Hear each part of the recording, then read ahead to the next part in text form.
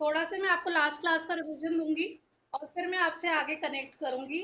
तो last class में हमने सिंगल कमोडिटी केस किया था, जरा मैं आपको दोबारा से समझा देती हूँ वो क्या है।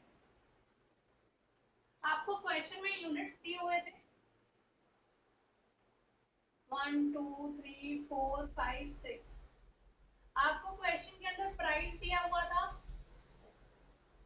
प्राइस था 10 फॉर ईच कमोडिटी। कि अगर आप पहला यूनिट खाओगे तो भी 10 रुपए दोगे, दूसरा यूनिट खाओगे फिर 10 रुपए दोगे, तीसरा यूनिट खाओगे फिर 10 रुपए दोगे। तो जब भी जितने भी यूनिट लो आपको 10 10 रुपए ईच यूनिट देने पड़ेंगे। ठीक है। उन्होंने मार्जिनल यूटिलिटी यूटिल्स में दी हुई थी, में यूटिल्स में दी हुई थी। उन्होंने बोला था कि पहली कमोडिटी से 20 का मजा आया, फिर 16 की यूटिलिटी मिली, फिर 10 की मिली, फिर 4 की मिली, फिर 0 की मिली। धीरे धीरे यूटिलिटी कम होती चली गई, मार्जिनल यूटिलिटी धीरे धीरे कम होती चली गई। फिर इन्होंने कहा कि अब ये प्राइस जो है वो रुपीस में है, ये यूटिल्स में है, तो हम मार्जिनल यूटिलिटी को भी रुपीस में निकालेंगे। उसको रुपीस में निकालने के लिए उन्होंने हमें बोला हुआ है कि 1 util is equal to 1 rupee. ठीक है, 1 util is equal to 1 rupee. ठीक है, ये marginal utility in money, MUM बोलते हैं इसको। तो 1 यूटिल इसने 1 रुपए का बराबर बोला, तो 20 यूटिल हो गए 20 रुपए के बराबर, 16 यूटिल हो गए 16 रुपए के बराबर, ये 10 के बराबर, ये 4 के बराबर, ये और ये। अब कंज्यूमर इक्विलिब्रियम क्या होता है सिंगल कमोडिटी में? सिंगल कमोडिटी केस में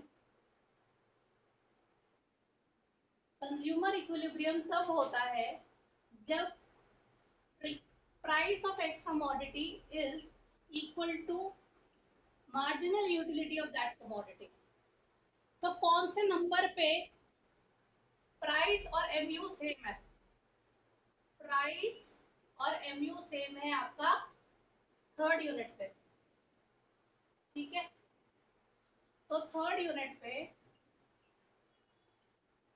10 रुपए प्राइस इज इक्वल टू रुपए की मार्जिनल यूटिलिटी। तो यहाँ पे कंज्यूमर इक्विलिब्रियम होगा। ये बात समझ में आई? आदित्य, तुम्हारे लिए थोड़ा सा नया टॉपिक होगा, कल तुम्हारे साथ कुछ नहीं हुआ था, थोड़ा सा समझ में आया? समीर, अक्षत,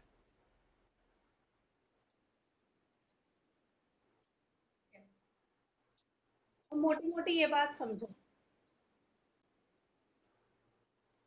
अगर मैं एक्स कमोडिटी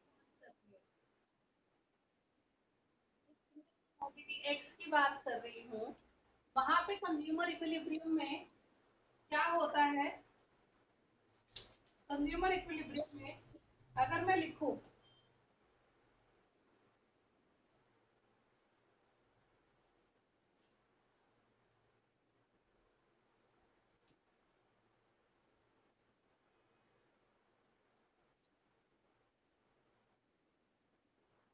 एमयूएम, इसने 1 दिया हुआ है,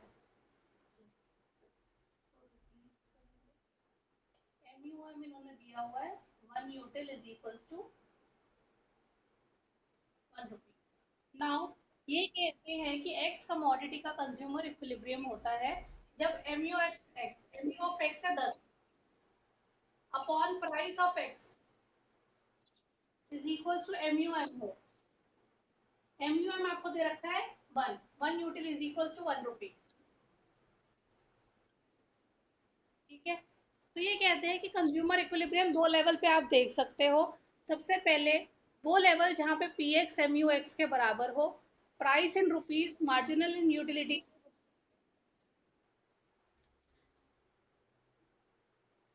प्राइस इन रुपीज, राइट का नहीं दिख रहा है अभी?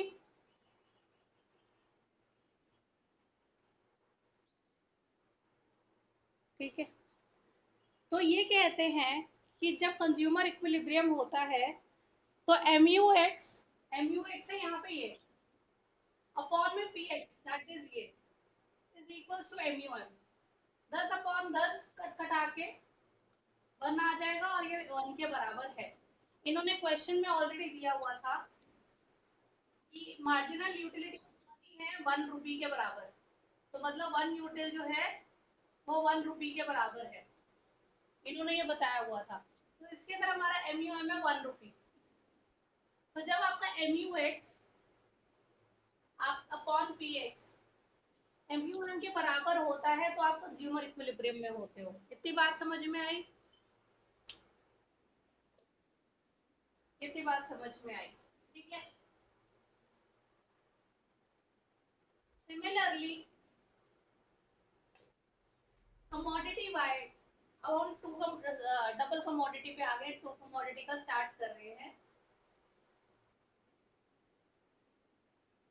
अगर मैं कमोडिटी वाई की बात करूं, अगर मैं कोई कमोडिटी वाई मतलब पिज्जा और बर्गर, ठीक है, आपका नाचोस और कोल्ड ड्रिंक, दो चीजों की बात कर रही हूँ, तो कमोडिटी वाई का भी कंज्यूमर इक्विलिब्रियम कैसे बनेगा? MUY upon PY is equals to MUF। ठीक है, ये कहते हैं कंज्यूमर इक्विलिब्रियम के लिए MU upon P is equals to MUM होना चाहिए। तो पहली सिचुएशन X कमोडिटी की इन्होंने ये बता दी, Y कमोडिटी की ये बता दी। ठीक है, तो क्या मैं ऐसे कह सकती हूँ MUX upon PX is equals to MUY upon PY is equals to MUM, क्योंकि ये भी MUM के बराबर है, ये भी MUM के बराबर है, तो ये दोनों एक दूसरे के भी बराबर हो गए। क्या मैं ऐसा कह सकती हूँ?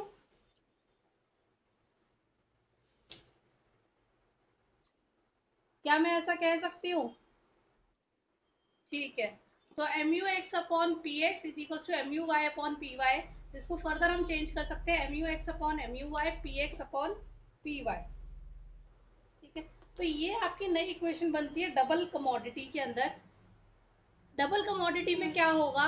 MUX अपॉन MUY का जो रेशियो होगा वो बराबर होगा PX अपॉन PY की रेशियो के। ये अब हम डबल कमोडिटी का एक क्वेश्चन करेंगे, आप निकाल लीजिए पेज 2.11। पहले हम रीड करते हैं और उसके बाद जो है हम इसको सारा का सारा सॉल्व करेंगे। तो जब टू कमोडिटी केस होता है तो यहाँ पे आपका इक्वी मार्जिनल लॉ लगता है, आपका law of equi marginal utility लगता है। Law of equi marginal utility का मतलब ही यही है, marginal utility of X should be equal to marginal utility of Y. ठीक है, तो हम मार्जिनल यूटिलिटी ऑफ एक्स और वाई को बराबर लाने की कोशिश करते हैं with respect to price also. Marginal utility, law of equi marginal utility के दूसरे नाम है आपका law of substitution, law of maximum satisfaction, Gossen's second law, ये सब इसके नाम है। पेपर में 1 मार्क का ये पूछ सकते हैं कि इसके और क्या क्या नाम है डबल कमोडिटी केस के अंदर। तो ये सारा जो है नीचे आपको सारा का सारा डेरिवेशन लिख के दिखाया, जो मैंने आपको यहाँ सामने लिख के दे दिया। अब क्या होता है, यहाँ पे इन्होंने पेज 2.11 पे आपका एक बॉक्स बना हुआ है और उसके अंदर कह रहे हैं क्या होगा उस स्थिति में अगर marginal utility of X is more than marginal utility of Y.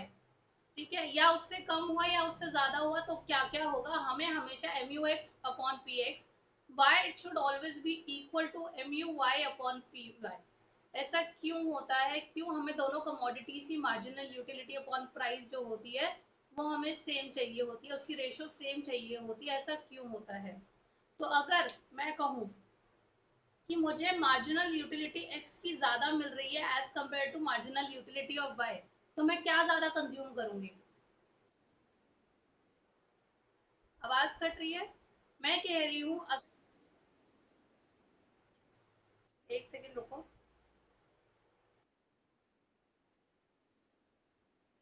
To commodity case के अंदर हमेशा एक चीज याद रखना, law of diminishing marginal utility जो हमने लास्ट क्लास में किया था वो अप्लाई होता है। Law of diminishing marginal utility कहता है जैसे जैसे किसी कमोडिटी को ज्यादा कंज्यूम करोगे उससे मिलने वाली सेटिस्फैक्शन कम होगी ही होगी।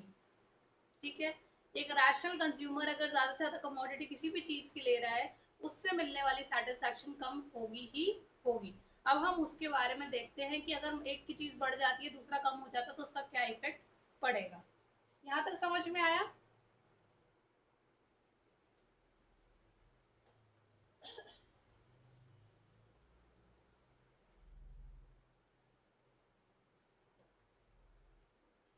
अगर MUX अगर MUX upon PX is more then MUY upon PY, इसका मतलब क्या है कि X का मजा ज्यादा आ रहा है as compared to commodity Y। मैंने जो X की कमोडिटी यूज कर रही हूँ, let's suppose X here is pizza,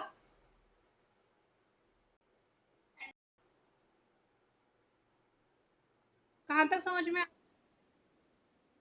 मुझे कॉल आ गया था, मैंने कॉल कट करा। कहाँ तक समझ में आया था?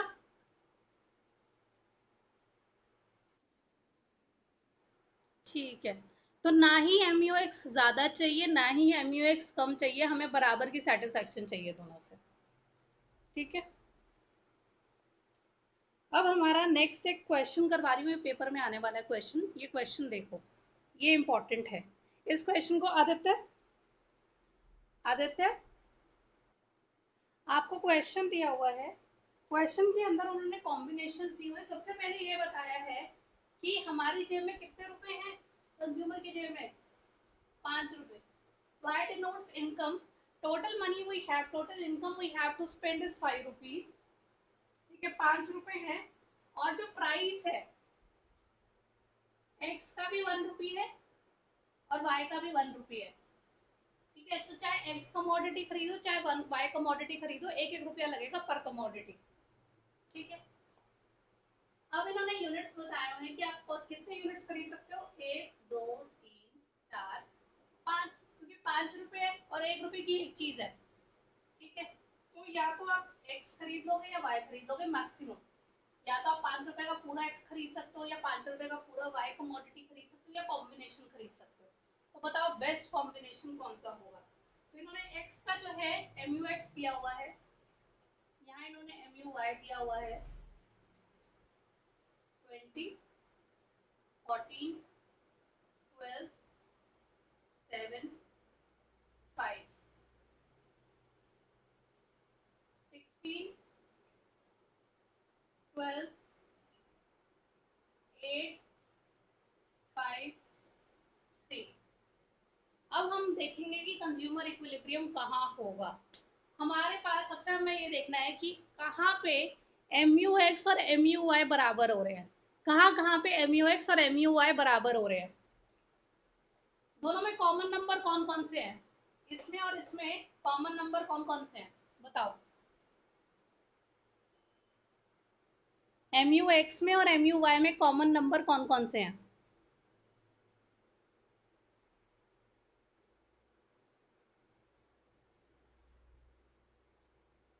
समीर,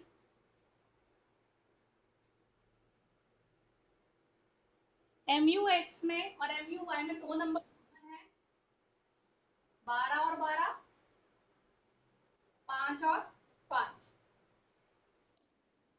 ठीक है, पहले हम 5 वाला देखते हैं। मैं पहले नीचे से शुरू कर रही हूँ। अगर मैं y का 5 वाला और 5 वाला मैच करूंगी तो y की कितनी कमोडिटी हो गई, y के कितने यूनिट्स हो गए, 4 यूनिट्स। और x के कितने यूनिट्स हो गए, 5 यूनिट्स। पर यूनिट का प्राइस कितना है, 4 यूनिट खरीदूंगी तो y पे कितने पैसे खर्च करने पड़ेंगे, 4 रुपए, क्योंकि पर यूनिट का प्राइस 1 रुपया है। और 5 यूनिट इससे खरीदूंगी तो कितने रुपए खर्च करने पड़ेंगे।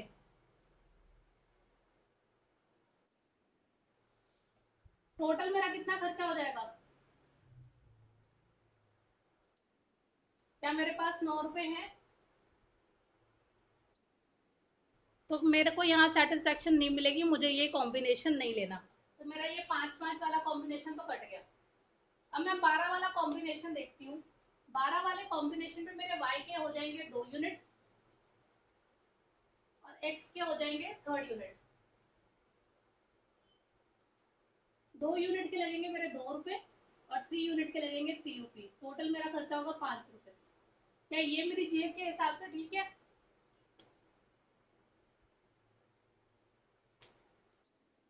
ये मेरी जेब के हिसाब से ठीक है। तो मेरा बेस्ट कॉम्बिनेशन क्या बना, y के 2 यूनिट ले लो और x के 3 यूनिट ले लो। इन दोनों पे MUX और MUY बराबर बन रहा है और आपका पूरा पूरा खर्चा निकल रहा है। समझ में आया।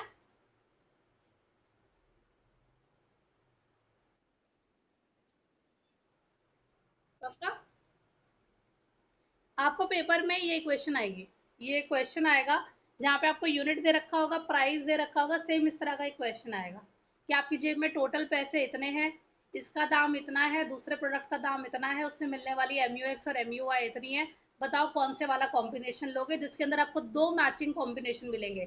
जैसे इसमें 12-12 और 5-5 था, अब आपको डिसाइड करना होगा कि 12 वाला कॉम्बिनेशन बेटर है या 5 वाला कॉम्बिनेशन बेटर है। इतना समझ में? क्वेश्चन दे रही हूँ, जो पहले सॉल्व करेगा क्लैपिंग, जो सही सॉल्व करेगा उसके लिए क्लैपिंग है, ठीक है? पहले की कोई जरूरत नहीं है। सबसे पहले आपको यूनिट्स दे रखे हैं 1 2 3 4 5 6 7 8,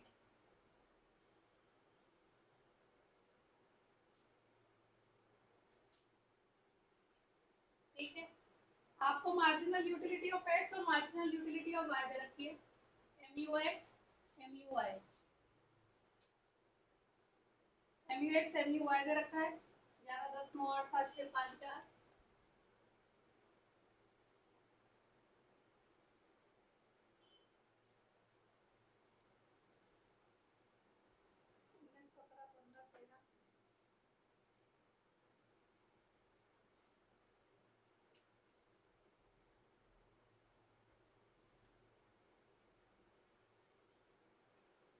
ठीक है?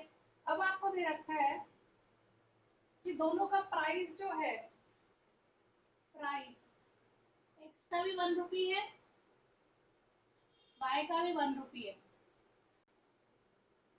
टोटल आपकी जो इनकम है 8 रुपए।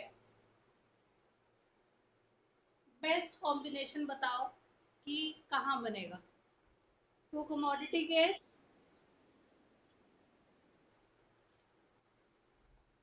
अभी कुछ दिख रहा है?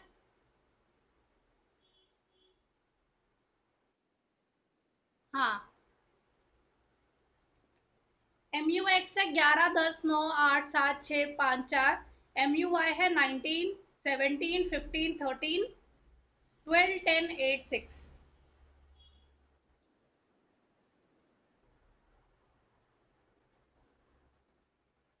देखना पड़ेगा मुझे भी।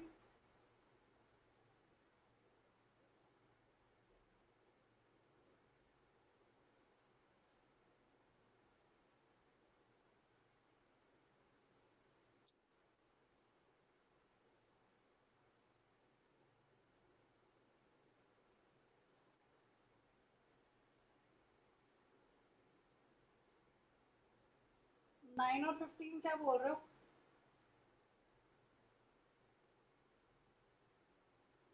सेम सेम नंबर कहाँ पर है पहले ये देख लो। दोनों के अंदर सेम नंबर हैं 10 8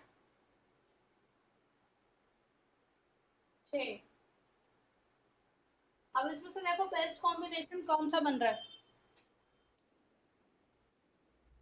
हो गया? क्या आंसर आ रहा है? एक्स के कितने, एक्स के कितने यूनिट और वाई के कितने यूनिट? 11 आ रहा है। यूनिट्स पूछ रही हूँ, यूनिट्स।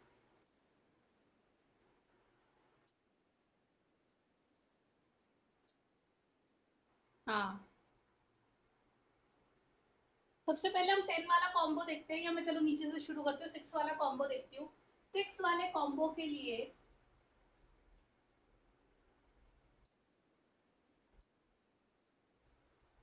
क्या, क्या कह रहे हो? क्या कह रहे हो बच्चे?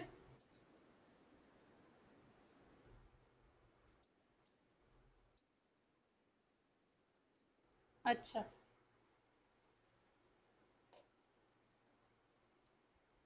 अगर हम 6 देखें, एक्स और वाई का, एक्स का 6 आ रहा है 8th यूनिट पे, ठीक है? 6 वाला कॉम्बो की बात कर रही हूँ मैं। और वाई आ रहा है 6 यूनिट पे, ठीक है? ये हो जाएगा 8 रुपए, ये हो जाएगा 6 रुपए, टोटल हो जाएगा 14 रुपए, मेरे पास नहीं है, तो ये 6 वाला तो कैंसिल हो गया हिसाब किताब। फिर हम आते हैं 8 वाले पे।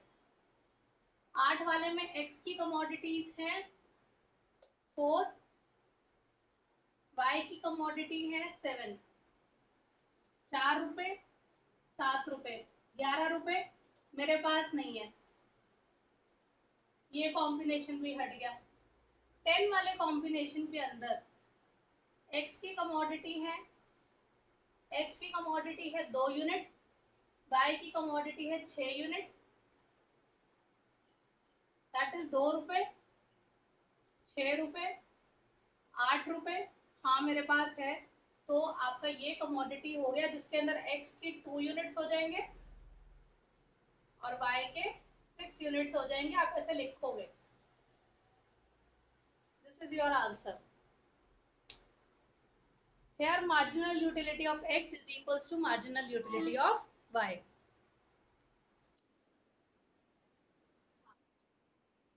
हाँ, समझ में आया? ये आएगा क्वेश्चन, ये 4 से 6 नंबर में आना ही है।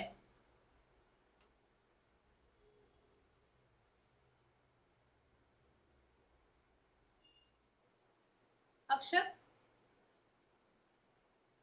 अक्षत, ठीक है। ये हमारा सारा का सारा कार्डिनल अप्रोच था। कार्डिनल के अंदर जो है हमने रैंकिंग कह रही हूँ, मैंने नंबर्स दिए थे, हमने यूटिलिटी को हमने नंबर्स के अंदर काउंट किया था और हमने कहा था 10 का मजा आ रहा है, 20 का मजा आ रहा है, 40 का मजा आ रहा है, 60 का मजा आ रहा है।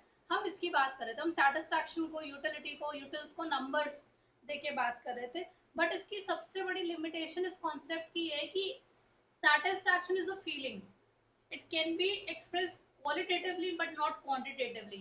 You cannot say 50 का मजा आ गया, ट्यूशन पढ़े 40 का मजा आ गया, खाना खाया 10 का मजा आ गया। You cannot say like that. आप ये बोलोगे कि हाँ ये खा के या ये लेके मुझे ज्यादा बेटर लगा एज कम्पेयर टू ये, ठीक है। अगर मैंने यहाँ पे ट्यूशन पढ़ी तो मुझे ये वाली ट्यूशन इस वाली ट्यूशन से बेटर लगी, आप ये कह सकते हो। पर आप ये नहीं कह सकते ये ट्यूशन मुझे 10 का मजा दे रही है और ये ट्यूशन मुझे 25 का मजा दे रही है। You can not say like that. तो कार्डिनल अप्रोच का सबसे नेगेटिव एस्पेक्ट ये है कि you can not numerically express your satisfaction. It can only be explained in the way of ranking, in the way of comparison. What you felt better than what, which thing tastes better than what, better than the other one. तो हम जो है इस कमी को दूर करने के लिए, जो कार्डिनल अप्रोच की जो कमी थी उसको दूर करने के लिए अब हम ऑर्डिनल अप्रोच करेंगे, जिसके अंदर हम प्रेफरेंसेस बताएंगे, हम रैंकिंग बताएंगे कि नंबर 1 पे तो मुझे ये पसंद है, नंबर 2 पे ये पसंद है, नंबर 3 पे ये पसंद है। इस तरह से हम डिस्कशन करेंगे। ये हमारा सारा का सारा ऑर्डिनल यूटिलिटी अप्रोच है, ठीक है, जिसमें हम रैंकिंग दे के बात करते हैं, वो अब हम पढ़ते हैं। इसके अंदर आपके इंडिफरेंस कर्व वगैरह आएंगे, बहुत सारी चीजें आएंगी, अपने आप में कॉन्सेप्ट है। Your economics is your base. आप में से कोई भी फ्यूचर अगर किसी एग्जाम के लिए, गवर्नमेंट एग्जाम के लिए सोच रहा है प्रिपेयर करने का, प्लीज अपनी इकोनॉमिक्स को स्ट्रॉन्ग लिख के चलना, आपको बहुत हेल्प करेगी आगे। तो इसको समझेंगे अब हम, ठीक है। अब किस, तो ordinal utilities all about ranking. आप इसके अंदर जो एग्जाम्पल इन्होंने कोट किया एप्पल बनाना का किया है, हो सकता है किसी को एप्पल ज्यादा पसंद हो बनाना से, किसी को बनाना ज्यादा पसंद हो एप्पल से, किसी को एप्पल और बनाना इक्वली पसंद हो, कुछ भी खिला दो दोनों में मजा आ जाता है, ठीक है। तो इसके अंदर आप रैंकिंग देते हो कि कौन सी चीज किसके बराबर लगती है, किससे ज्यादा लगती है, किससे कम लगती है, हम इसके बारे में पढ़ेंगे। नेक्स्ट टॉपिक है meaning of indifference curve. Indifference का मतलब होता है कोई असर ना पड़ना, कोई फर्क नहीं पड़ना, की फर्क पैदा है। It's more like that. Indifference curve is the combination of goods, ठीक है। आपको ये इतना खिला दूं या ये इतना खिला दूं, जो भी हम देखेंगे, आपको फर्क नहीं पड़ेगा। तो अगर हम मार्केट में गए हैं और कुछ खाने के लिए बैठे हैं, तो या तो मैं, आप मुझे मैम 2 पिज्जा और 1 बर्गर खिला दो, ठीक है, या फिर आप मुझे जो है फ्रेंच फ्राइज खिला दो 2 पैकेट, और एक मुझे मैकपफ खिला दो, या फिर मुझे 2 मैकपफ खिला दो और एक फ्रेंच फ्राइज खिला दो, मुझे इक्वली मजा आएगा। तो अलग अलग कॉम्बिनेशन ऑफ गुड्स हैं जो आप यूज करोगे, जिससे आपको फर्क नहीं पड़ेगा, आपको उस पहले कॉम्बिनेशन में भी उतनी ही खुशी है, दूसरे कॉम्बिनेशन के अंदर भी उतनी खुशी है। तो ये चीज अब हम देखेंगे इन डिफरेंस कर्व के तरीके से। इन डिफरेंस का मतलब ये समझना कि फर्क नहीं पड़ता। I am happy you do it this way or that way, I'm very happy with this, ठीक है। let us read about it। Sameer indifferent, आगे दिख रहा है, ठीक है। indifference होता है वो कॉम्बिनेशन ऑफ टू गुड्स होता है जिसको लेके कंज्यूमर इंडिफरेंट है कि आप मुझे ये कॉम्बिनेशन दे दो, ये कॉम्बिनेशन दे दो, आई एम इक्वली सेटिस्फाइड। तो जिसके अंदर आपको कॉम्बिनेशन दे रखे हैं, एप्पल और बनाना की बात कर रहे हैं, तो हमें कॉम्बिनेशन दिए हुए हैं।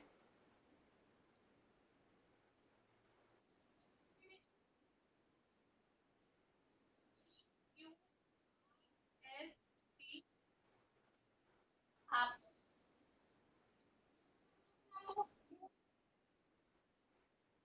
करो,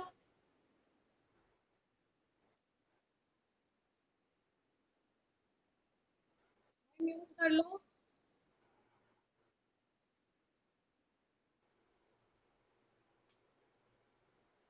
ठीक है, अब कॉम्बिनेशन दिए हुए हैं, एप्पल्स का कॉम्बिनेशन है 1 2 3 4 5।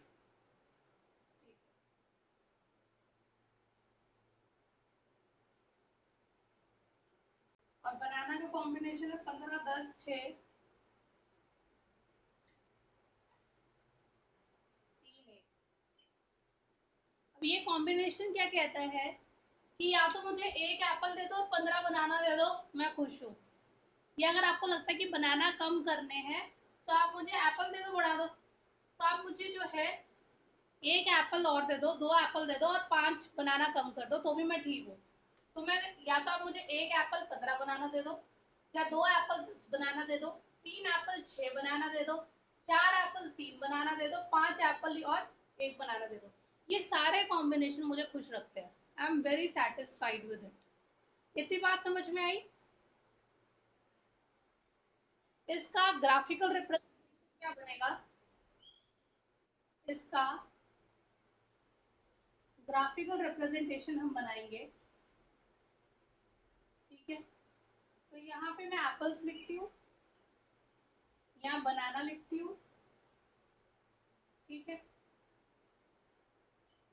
1 2 3 4 5। और यहाँ पे कितना नंबर जा रहा है? 15। 3 6 9 12 15। ठीक है, तो जब एक एप्पल है तो 15 बनाना है, जब 2 एप्पल है तो 10 बनाना है। 10 आपका आएगा यहाँ पे। जब 3 एप्पल है तो 6 बनाना है। 4 एप्पल पे 3 बनाना है। 5 एप्पल पे 1 बनाना है। इट इज मोर लाइक, ये जनरली ऐसा होता है। ठीक है, जिसपे पॉइंट पी है, पॉइंट क्यू है, पॉइंट आपका 6 था ना, मतलब आर है, पॉइंट एस है, पॉइंट टी है। टच नहीं करेगा, ये थोड़ा ऊपर रहेगा। ये समझ में आया? इसमें आपको कॉम्बिनेशन पी दे दो, कॉम्बिनेशन क्यू दे दो, कॉम्बिनेशन आर दे दो, कॉम्बिनेशन एस दे दो, कॉम्बिनेशन टी दे दो, they are equally satisfied, consumer is equally satisfied, कोई भी कॉम्बिनेशन चलेगा। ये तीनों को समझ में आया?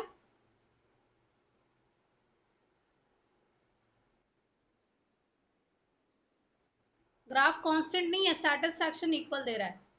कोई भी कॉम्बिनेशन दे दो, कॉम्बिनेशन में मजा उतना ही आ रहा है। आप मुझे एक सेब दे दो और 15 केले दे दो, मेरा काम हो जाएगा। ठीक है, आप मुझे 2 एप्पल दे दो। क्या?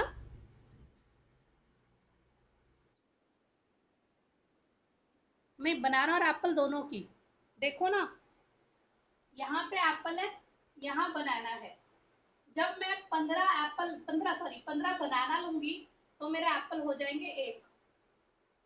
ठीक है, जब मैं 10 बनाना लूंगी, तो मेरे एप्पल हो जाएंगे 2। जब मैं 6 बनाना लूंगी, तो मेरे एप्पल हो जाएंगे 3। जब मैं 3 बनाना लूंगी, मेरे एप्पल हो जाएंगे 4। जब मैं 1 बनाना लूंगी, मेरा एप्पल हो जाएगा 5। समझ में आया? तो एप्पल और बनाना दोनों को ग्राफिकली प्लॉट किया हुआ है।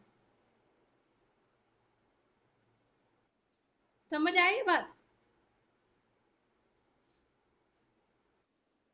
अच्छा एक मंत्र बोलो। मंत्र क्या है? एक लाइन है लाइफ की। कुछ पाने के लिए कुछ खोना पड़ता है। बोलो। अरे कोई बोल ही नहीं रहा, बोलो। कुछ पाने के लिए कुछ खोना पड़ता है और कुछ पाने के लिए ज्यादा खोना पड़ता है।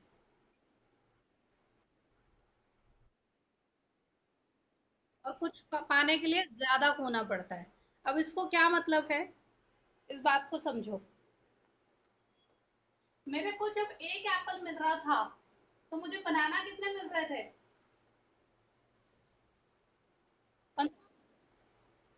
इन्होंने कहा तू एक एप्पल और ले ले, पर उसके बदले हम तेरे से बनाना कितने छीन लेंगे?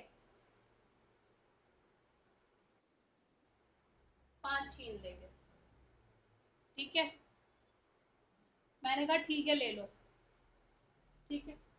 फिर इन्होंने कहा चल तेरा एक एप्पल बढ़ा देते। क्यों मैंने 5 एप्पल जाने दिए, सॉरी 5 बनाना जाने दिए? क्योंकि मुझे एप्पल की इच्छा थी। यार एक एप्पल और मिल जाए, जिंदगी बन जाएगी। ठीक है। तो उस एक एप्पल को पाने के लिए मैं 5 बनाना खोने को तैयार थी। ले लो मेरे बनाना, मुझे बस एक एप्पल दे दो। फिर इन्होंने कहा चल ठीक है, एक एप्पल और दे देते, 5 बनाना और दे दे। मैंने कहा नहीं, 5 तो नहीं दूंगी, कितने ले लो, 4 ले लो। मैंने उनको 4 बनाना गिव अप कर दिए सिर्फ एक एक्स्ट्रा एप्पल के लिए। समझ आई ये बात? इसके बाद इन्होंने कहा चल एक एप्पल और दे देते हैं, तू 4 केले और दे दे। क्या कह रहे हो? हाँ। टाइम हो गया है क्या? 1 मिनट देना बस, ये मैं खत्म कर रही हूँ टॉपिक, 1 मिनट दे दो। ठीक है। इन्होंने कहा हम तेरे को एक एप्पल और दे देते, तू 4 बनाना और दे दे। मैंने कहा नहीं, अब मैं शानी हूँ और मेरी एप्पल से मुझे सेटिस्फेक्शन मिल रही है, अब मैं तुम्हारे झांसे में नहीं फंसूंगी। पर इन्होंने कहा देख ले तेरे को एप्पल लेना तो मैंने कहा चलो ठीक है, 4 तो नहीं, 3 बनाना गिव अप कर दूंगी। उन्होंने कहा चल ठीक है, 3 बनाना दे दे, हम इसको तेरे को उसके बदले तेरे को एक एप्पल दे देते हैं। फिर उन्होंने कहा एक और बनाना चाहिए, बोला 3 एप्पल और दे। मैंने कहा 2 लेने तो ले लो, नहीं तो भागो यहाँ से। ठीक है। तो धीरे धीरे जो चीजें पहले मैं गिव अप कर रही थी, मैंने गिव अप करना कम कर दिया। ठीक है। तो पहले मैं एक बनाना के लिए बहुत ज्यादा कुछ देने को तैयार थी। एक एप्पल के लिए मैं 5 बनाना गिव अप कर रही थी। पर एंड आते आते क्या हुआ, मैं एक एप्पल के लिए सिर्फ 2 बनाना गिव अप कर रही थी। क्यों? क्योंकि मुझे जो है अब एप्पल से मिलने वाली सेटिस्फेक्शन थी वो मेरी पूरी होनी शुरू हो गई, क्योंकि मेरे पास एप्पल्स बढ़ने लग गए। तो अब मैं सैक्रिफाइस कम कर रही हूँ दूसरी चीज का। ये मैं तुम्हें आगे डिटेल में पढ़ाऊंगी, यहाँ पे मैंने थोड़ा सा इंट्रोडक्शन दिया है इस चीज का, ये आगे डिटेल में आएगा। तो मैं फिलहाल के लिए इतना और इतना समझ में आया कि इंडिफरेंस कर्व क्या होता है, कॉम्बिनेशन ऑफ टू गुड्स होता है जो इक्वल सेटिस्फेक्शन देता है। इतनी बात समझ में आई?